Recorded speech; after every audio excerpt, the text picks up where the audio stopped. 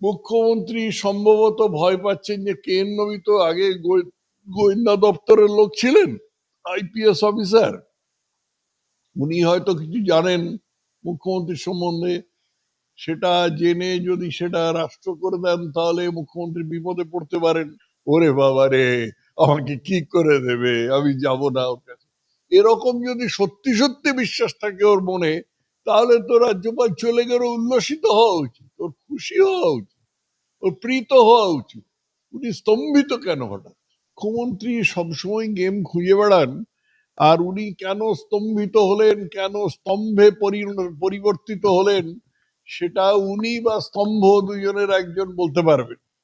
কিন্তু তার কাম কোন দিকে ধাবিত হয়েছে, সেটা সমকামী না বিষমকামী, এইটা নিয়ে রাজ্যে উনি মাথা ঘামালেন। এটা একটা সত্যি একেবারে নতুন রাস্তা দেখালেন মনে।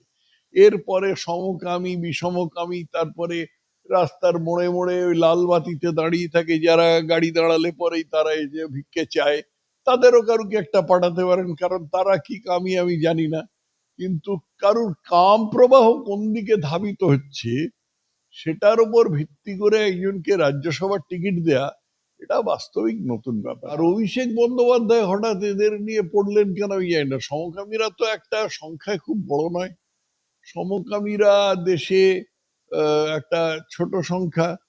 অভিষেক বন্দ্যোপাধ্যায় তো বিষমকামী যতদূর জানি, ওর স্ত্রী আছে, ওর ছেলে মেয়ে, ওর মেয়ে আছে বোধহয়। মুখ্যমন্ত্রী অনশন করেছিলেন, ধর্ণা করেছিলেন দুবার আমার যতদূর মনে পড়ে। একবার করেছিলেন পশ্চিমবঙ্গ থেকে শিল্প তাড়াবার জন্য, দ্বিতীয় ধর্ণা উনি দিয়েছিলেন রাজীব কুমারকে যখন ডাকাডাকি হয়েছিল কেন্দ্র থেকে, তখন উনি ধর্ণা দিয়েছিলেন। এই জিনিসটা আমাদের সকলকে চমৎকৃত করেছে। রাজীব কুমার অবসর নেবার পরে উনি তাকে রাজ্যসভার সদস্য করে দিয়েছিলেন। কেন রাজীব কুমারকে এত খাতির? কে সাগর ছেঁচে মানিক রাজীব কুমার? প্রশ্নগুলোর উত্তর দিতে হবে। এর আগে তো কীর্তি আজাদকে দিয়েছিল, শত্রুঘ্ন সিনহাকে দিয়েছিল, ইউসুফ পাঠানকে দিয়েছিল, যারা এক অক্ষর বাংলা বলতে পারে না। এটা ভণ্ডামি, এটা তৃণমূলের একেবারে বা মমতা ব্যানার্জির একেবারে বজ্জাগত ভণ্ডামি। রাজ্যপালের আকস্মিক পদত্যাগে কার্যত মুখ্যমন্ত্রী বলছেন আমি স্তম্ভিত।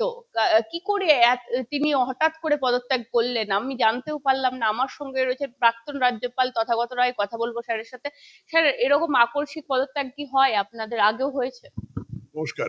হ্যাঁ, আকস্মিক পদত্যাগ কেন হবে না? আর আমি যতটুকু জানি ওর শরীর আদৌ ভালো যাচ্ছিল না।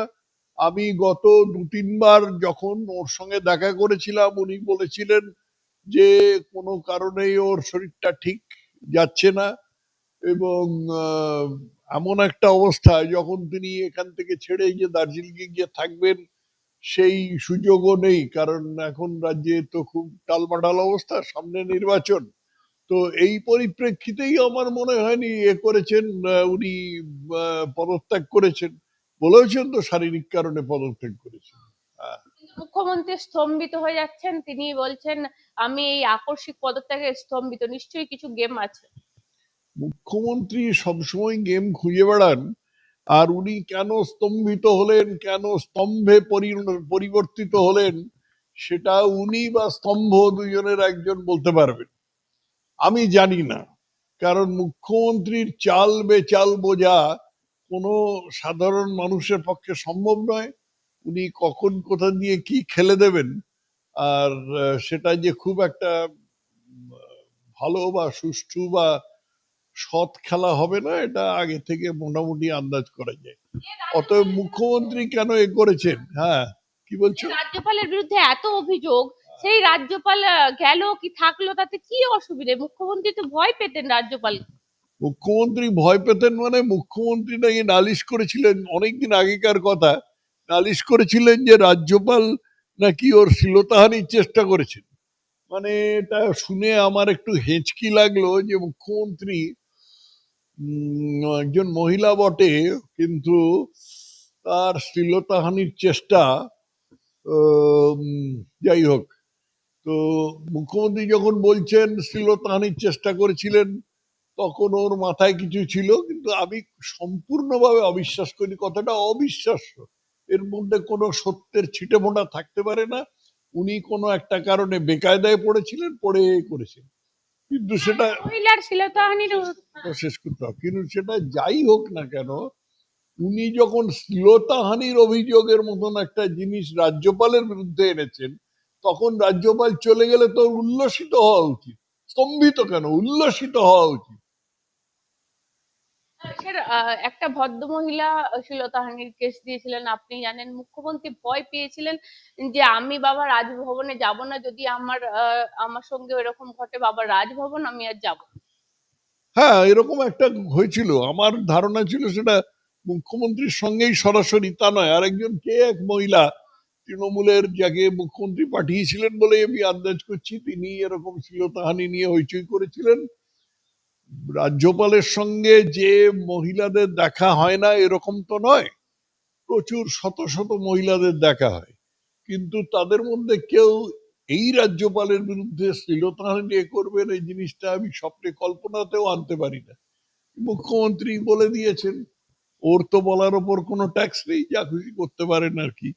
তো আমি আবার বলছি এ কথা, যদি এই মুখ্যমন্ত্রী যদি সত্যি সত্যি বিশ্বাস করেন, ওরে বাবা রে, আমাকে কি করে দেবে, আমি যাব না ওর কাছে, এরকম যদি সত্যি সত্যি বিশ্বাস থাকে ওর মনে, তাহলে তো রাজ্যপাল চলে গেলে উল্লসিত হওয়া উচিত, ওর খুশি হওয়া উচিত, ওর প্রীত হওয়া উচিত।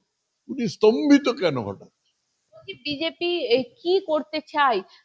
কারণ কেন হঠাৎ করে এই রাজ্যপালের পদত্যাগ? এর ভিতরে নিশ্চয়ই কিছু ব্যাপার আছে।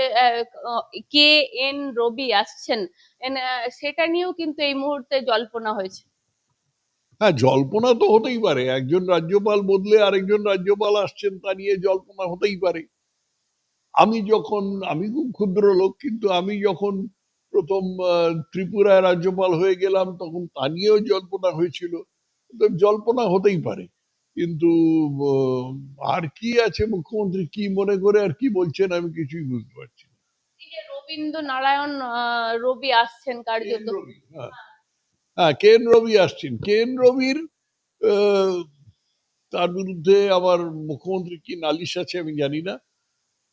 মুখ্যমন্ত্রী সম্ভবত ভয় পাচ্ছেন যে কেন রবি তো আগে গোয়েন্দা দপ্তরের লোক ছিলেন, আইপিএস অফিসার। উনি হয়তো কিছু জানেন মুখ্যমন্ত্রীর সম্বন্ধে, সেটা জেনে যদি সেটা রাষ্ট্র করে দেন, তাহলে মুখ্যমন্ত্রী বিপদে পড়তে পারেন। এরকম একটা সম্ভাবনা ভাবা যেতে পারে আর কি, আমি কিছুই জানি না। স্যার, হঠাৎ করতে এই যে চেঞ্জ, এইটাতে অন্য রাজ্যপালকে এনে কি ভোটের মুখে বিজেপি কোনো স্ট্র্যাটেজি করতে চায়?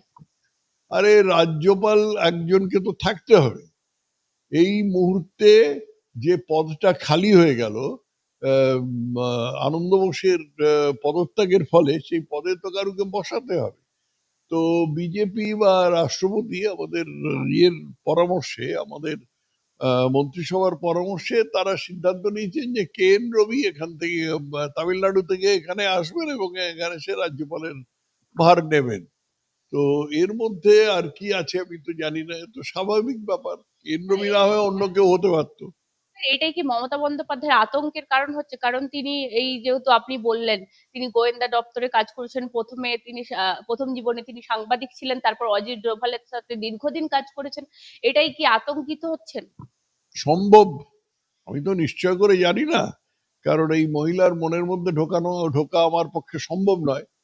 কিন্তু যতটুকু মনে হচ্ছে এটা খুবই একটা সম্ভব, কারণ তা না হলে উনি কেন স্তম্ভিত হচ্ছেন, কেন আতঙ্কিত হচ্ছেন, তো অন্য কোনো কারণ খুঁজে পাওয়া যাচ্ছে না। আরেকটা বিষয় হচ্ছে, মুখ্যমন্ত্রী আজকে মেট্রো চ্যানেলে বসতে চলেছেন, যেখানে তিনি অনশন করেছিলেন এর আগেও, সেখানে এসআইআর এর এই যে এতগুলো নাম বাদ, সেই জন্য। মুখ্যমন্ত্রী অনশন করেছিলেন, ধর্ণা করেছিলেন দুবার আমার যতদূর মনে পড়ে। একবার করেছিলেন পশ্চিমবঙ্গ থেকে শিল্প তাড়াবার জন্য, যে যখন বুদ্ধবাবু নিজের দলের নীতির বিপরীতে গিয়ে, যে বুদ্ধবাবুর দল আগে বলতো টাটা বিল্ডার কালো হাত ভেঙে দাও গুড়িয়ে দাও, সেই বুদ্ধবাবু টাটাকে ডেকে এনে পশ্চিমবঙ্গে এখানে তাকে দিয়ে একটা কারখানা বানাবার চেষ্টা করছিলেন। সেই কারখানা তাড়াবার জন্য মমতা বন্দ্যোপাধ্যায় খুব প্রাণপণ চেষ্টা করছিলেন, ওখানে ইয়ে করেছিলেন, অনশন টনশন করেছিলেন। কি অনশন করেছিলেন সেটা নিয়ে নানা রকম প্রশ্ন উঠতে পারে, সেগুলোর মধ্যে আমি যাচ্ছি না, কিন্তু যা করেছিলেন সেই পরিপ্রেক্ষিতে এটুকু বলা যায় যে এই ব্যাপারটা বেশ ভালো অভ্যেস আছে মমতা বন্দ্যোপাধ্যায়ের, ধর্ণা দেওয়া। উনি মুখ্যমন্ত্রী হয়েছেন, এখন বিরোধী নেত্রী নেই, কিন্তু সে জিনিসটা ওর বোধহয় পুরোপুরি স্মরণ নেই আর কি। বিরোধী নেত্রীরা যা করে থাকেন, এই অনশন, ধর্ণা, ধর্মঘট, পথে বেরিয়ে নানা রকম প্রদর্শন করা, এই জিনিসগুলো ওর খুব ভালো আসে। মুখ্যমন্ত্রী যেটা কাজ অর্থাৎ প্রশাসন, সেটা নিয়ে একটুখানি গন্ডগোল আছে আর কি, তো সেটা অন্য ব্যাপার। অবস্থানে বসতে চলেছেন, রাত ভোর আজকে অবস্থানে থাকবেন, কার্যত মাথা। আমার একটা কথা বলা হয়নি, এটা হচ্ছে প্রথম ধর্নার, যতদূর আমার মনে আছে। দ্বিতীয় ধর্না উনি দিয়েছিলেন রাজীব কুমারকে যখন ডাকাডাকি হয়েছিল কেন্দ্র থেকে, তখন উনি ধর্না দিয়েছিলেন। এই জিনিসটা আমাদের সকলকে চমৎকৃত করেছে যে একজন সরকারি অফিসারকে, যে আইপিএস অফিসার, অল ইন্ডিয়া সার্ভিসের অফিসার, তাকে উনি তাকে কেন্দ্র থেকে ডাকা হয়েছে, যতদূর মনে পড়ে ডাকা হয়েছিল কেন্দ্র থেকে, এবং কেন্দ্র থেকে ডাকার ফলে সেটাকে আটকাবার জন্য উনি একটা রাজ্যের মুখ্যমন্ত্রী হয়ে ওখানে করেছিলেন, ইডি হানা হয়েছিল, যে রাজ্যের মুখ্যমন্ত্রী হয়ে উনি ওখানে ধর্ণা দিয়েছিলেন বা প্রদর্শন করেছিলেন। এটা তো ডাল মে জরুর কুছ কালা হ্যায়।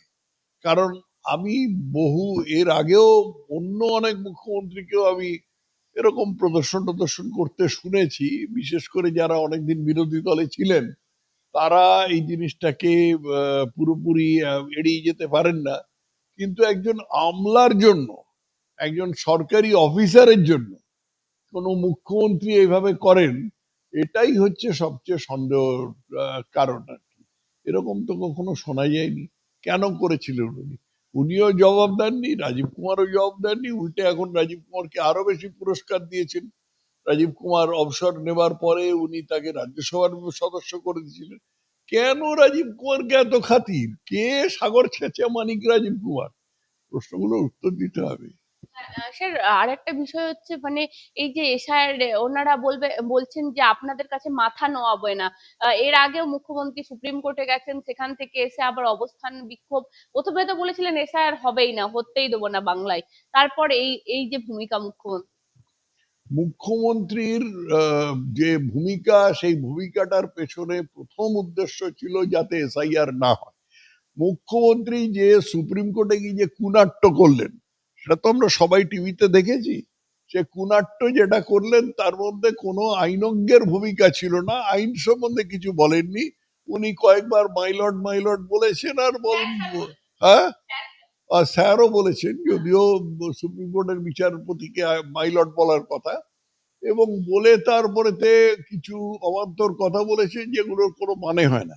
এটা উনি করেছিলেন যে পুরো পশ্চিমবঙ্গের জনসাধারণকে এটা খাওয়াবার জন্য, যে দেখো এই ইতিহাসে প্রথম যে একজন মুখ্যমন্ত্রী সুপ্রিম কোর্টে গিয়ে প্রধান বিচারপতির সামনে নিজে সওয়াল করেছে, কিন্তু সওয়ালের তো কোনো মাথা অন্য নেই, অতএব সওয়ালের কিছু এসে যায় না। আচ্ছা, তারপরে অন্য অনেকবার মামলা করেছেন। ভারতের তাবড় তাবড় যত বড় বড় আইনজ্ঞ, যেমন কপিল সিবাল, যেন অভিষেক মনু সিংভিয়াদের লাগিয়েছেন। এদের এক এক দিন লাগালে 1 কোটি টাকার ওপর খরচ হয়। এই টাকাটা কোথা থেকে এসছে? এই তোমার আমার পকেট থেকে এসছে, রাজ্যের জনসাধারণের পকেট থেকে এসছে। কেন লাগিয়েছেন? কেন লাগিয়েছেন তার মূল কারণ হচ্ছে মুখ্যমন্ত্রীর ভয় যে এসআইআর হলে উনি হেরে যাবেন, এবং এই এসআইআর আটকাবার জন্য উনি একেবারে দাঁত মুখ খিচিয়ে চেষ্টা করেছিলেন, কিন্তু পারেননি। অন্য অনেক নানা রকম সুপ্রিম কোর্ট থেকে সুন্দর স্তোক বাক্য শুনেছেন, কিন্তু এসআইআরটা আটকাতে পারেননি। এসআইআর হবেই। এই যে রাজ্যসভায় পরপর পাঠালেন বাবুল সুপ্রিয়, মেনকা গুরুস্বামী, কোয়েল মল্লিক, রাজীব কুমার, আর যারা বাংলা বাঙালির কথা বলে তারাই তো 2টো সিট বাইরে দিয়ে দিল। তা তো দিল। এর আগে তো কীর্তি আজাদকে দিয়েছিল, শত্রুঘ্ন সিনহাকে দিয়েছিল, ইউসুফ পাঠানকে দিয়েছিল, যারা এক অক্ষর বাংলা বলতে পারে না।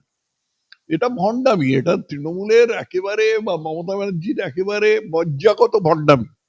যে ভণ্ডামিতে একদিকে বলেন যে না, বাংলা বাঙালিকে অপমান করা হচ্ছে, বাংলায় কথা বললেই যেন সে বাংলাদেশি, সেই তিনি আবার বাংলার রাজ্যসভার সদস্য হিসেবে কয়েকজন অবাঙালিকে পাঠাচ্ছেন যারা এক অক্ষর বাংলা বলতে পারে না। ভণ্ডামি।